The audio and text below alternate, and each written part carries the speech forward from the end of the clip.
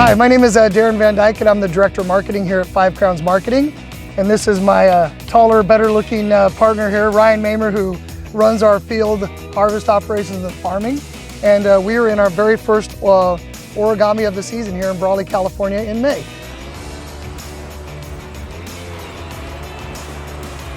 Origami is an absolutely wonderful melon to kick off the domestic season with. What makes origami so unique as a cantaloupe variety is it gets amazing sugar levels, the flavor is amazing, it cuts super dark with a dark, rich flesh, gets a nice aroma to it. It really tells the consumer that the new season is upon us. And how many years ago did we discover origami, Ryan? I think it's about 8 years ago, but as you were explaining the different characteristics of how you eat it, you always call it like an eating experience. That's what I always hear you talk about, right? Yeah, it really is. It's like I said, it's all about the flavor. It's all about you know, what the consumer gets to take. And it's such a treat as we really start off with the first domestic cantaloupes here in the United States, really. And what's interesting is in any type of farming operation, really varieties are so critical. We're constantly looking at new varieties and different things. And the origami is very, very sensitive to moisture. What we found is that origami really is in its wheelhouse from May through about mid-June. And then as we switch districts, it's got another time slot up in Northern California.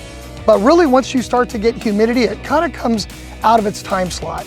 So what we found is that really it's a very, very awesome seasonal treat.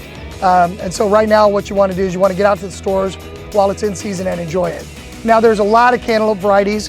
We're going to show you some of the attributes of origami that make it unique and make it special. One of the exciting parts about origami is that it has what we like to call harvest indicators.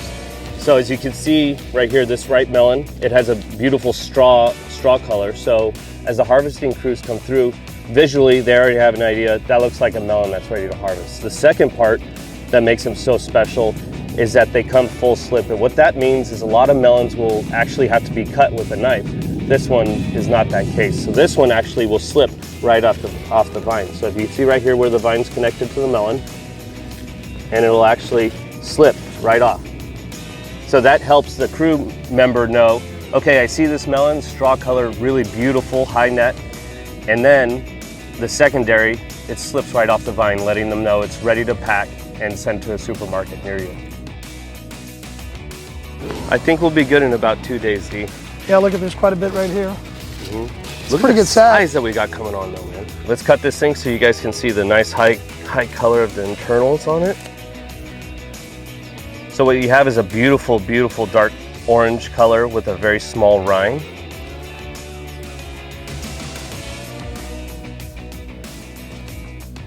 USDA minimum for US #1 on melons is 10%. So that's what makes origami exceptional. Is it's very typical to get in that, you know, anywhere from that 15 to as high as 18%. It's also, it holds up very well. It's excellent for processing. Like I said, the flavor, it just has that real distinct cantaloupe flavor. I mean, we get more, as soon as it comes to the stores, we get people that actually call the sales office and ask us where they can get it.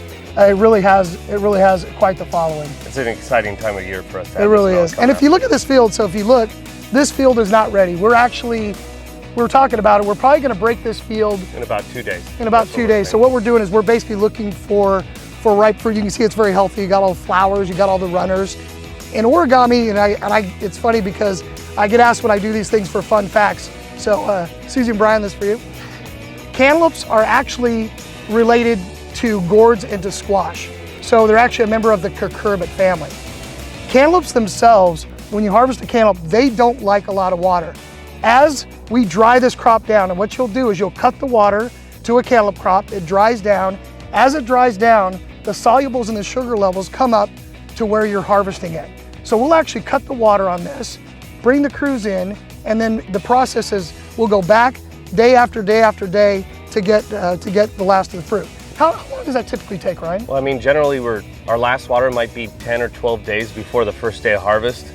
And then we're harvesting a field anywhere from 10 to 14 days where we'll probably make 4 to 6 passes through the field. So we're not harvesting everything at once. We're only harvesting the melons that are full slip, straw color, ready to pop right off the vine and ready to take home and eat. Yeah, and so you could see that the desert, you wouldn't think of the desert being a spot to grow, fantastic melons, but really that's part of what makes the melon good is the dry climate. You want to keep it away from the water and your sugar levels come up.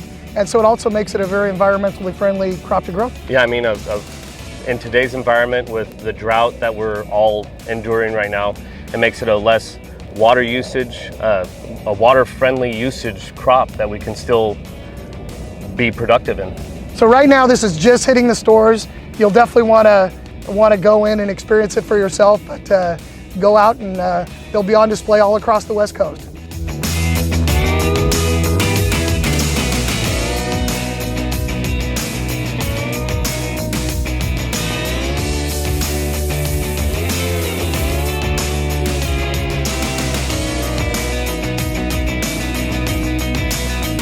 We wanted to thank you for stopping by our ranch and visiting with us, and we hope you enjoy this fruit very soon as much as we do.